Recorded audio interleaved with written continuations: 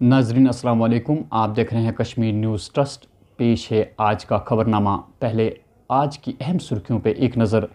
ज़िले शुपिया में खूनरेज़ तसादुम के दौरान 3 अस्करियत पसंद हलाक। ज़िले गांदरबल में मारे गए कांस्टेबल की आखिरी रसूमात। नमाज जनाजा में सैकड़ों लोगों की शिरकत। मैं तब तक कांग्रेस का साथ देता रहूँगा जब तक कांग्रेस लोगों के मफाद में काम करती रहेगी।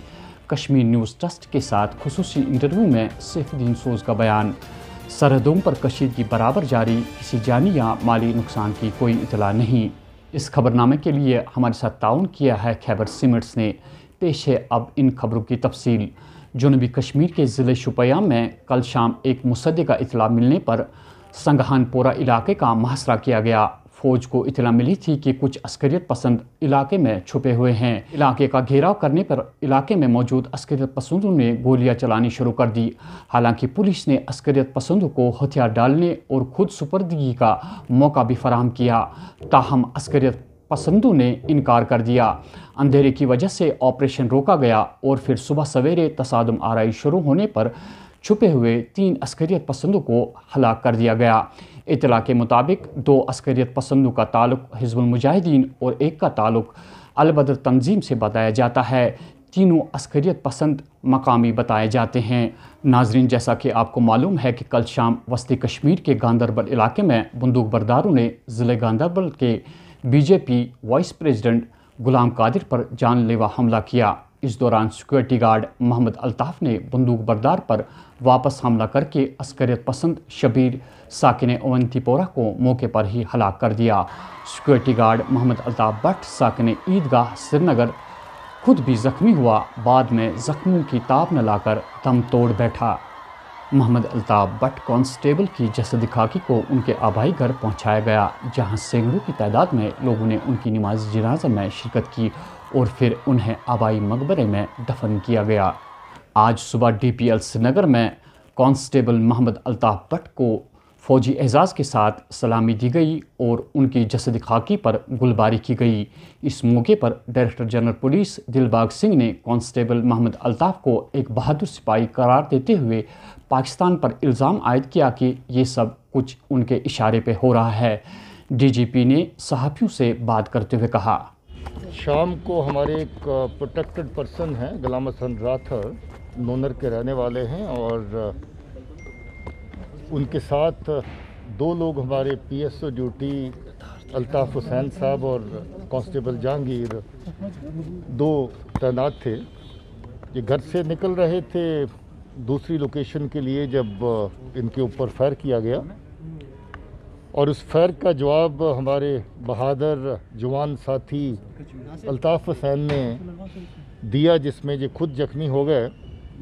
मगर उस फायर के दौरान इन्होंने मिलिटेंट को मार दिया, और वो मिलिटेंट जो है वो शबीर पहचान हुई, उसकी अवंतीपुरा का रहने वाला है और रियाज नैकू का खास किसी वक्त राइट हैंड OGW होता था।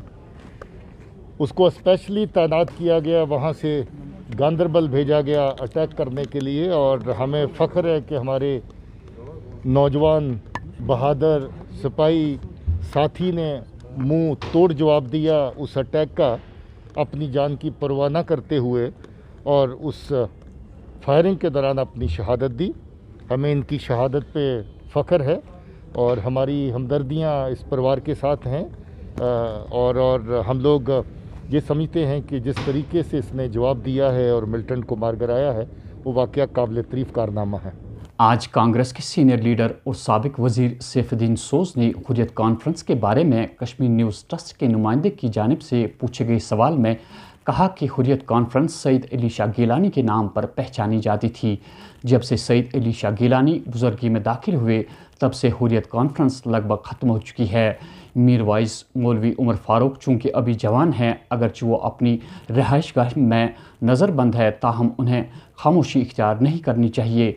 सैफुद्दीन सोज़ का मज़ीद कहना था कि अगरचे मैं नज़रबंद था, ताहम मैंने कभी खामोशी इख्तियार नहीं की। मैं पक्का हिंदुस्तानी हूँ और पक्का हिंदुस्तानी रहूँगा। जब तक कांग्रेस लोगों के मुफाद में लड़ती रहेगी, तब तक मैं कांग्रेस का साथ देता रहूँगा। नहीं, हुर्रियत समझ लो एक इख्तिताम को पहुँच गई। उन्होंने जिद्दोजहद किसी कदर की,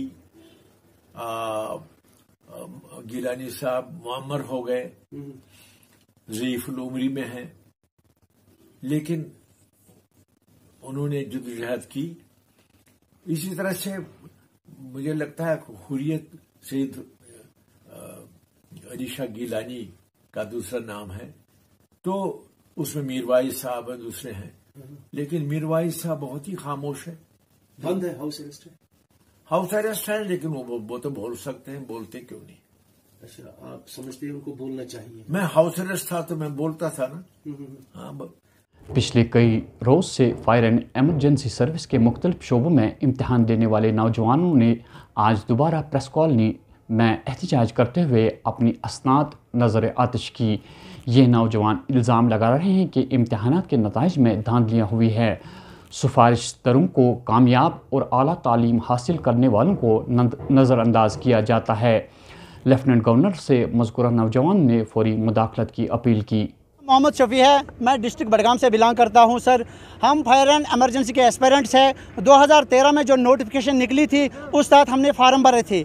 3 बार हमने एग्ज़ाम दिया था, तीनों बार यही धांधली हुई थी, तीनों बार उसको इसी तरीके से कैंसिल कर दिया गया।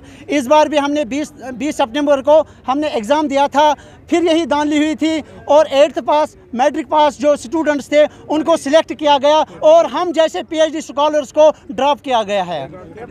और दूसरी बात ये कि इसमें पेपर स्कैम हुआ था, 2-2 लाख 3-3 लाख में एक पेपर बिका था एक दिन पहले ही। अब हम पर्सनली, हाँ, हमारे पास लाखों के सबूत है, पेपर सोल्ड के एविडेंस हमारे पास लाखों में मौजूद है।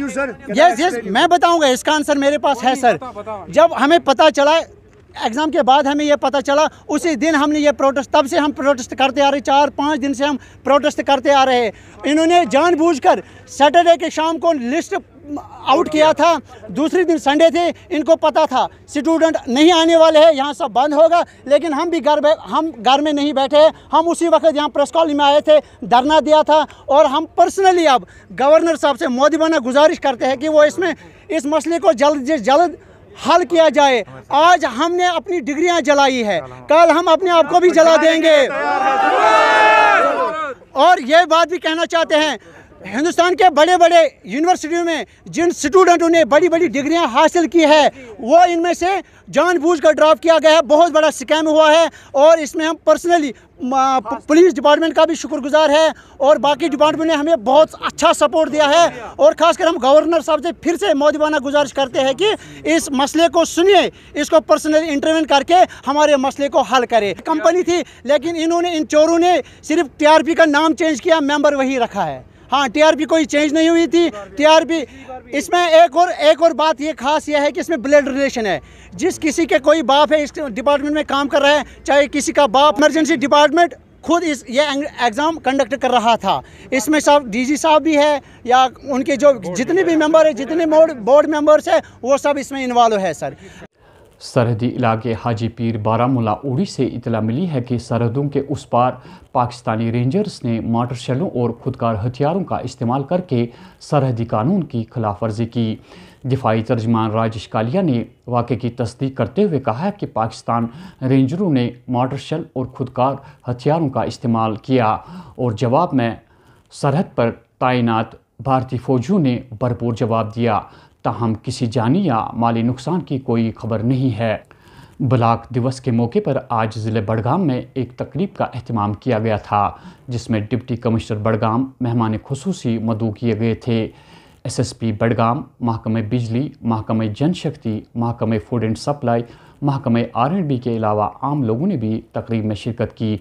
डिप्टी कमिश्नर ने लोगों को इस बात का यकीन दिलाया कि उनकी शिकायत का इजाला किया जाएगा। कि जो आज इस मकसद के लिए हम यहाँ पर इकट्ठे हुए हैं,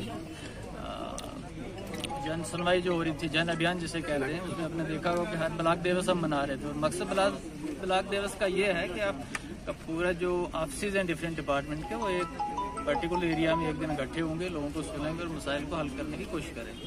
ये बैक टू विलेज के ज़िम्मन में था, run up to back to village 3rd phase. अब गवर्नमेंट चाहती है कि ये अच्छा तरीका है लोगों के घरों में जाके उनकी दहलीज पर पहुंचकर उनके मसाइल को सुनना और हल करना। तो नाजरीन, ये थी आज की खबरें। दीजिए अपने मेज़बान हया जावेद को इजाज़त। اللہ نگہبان.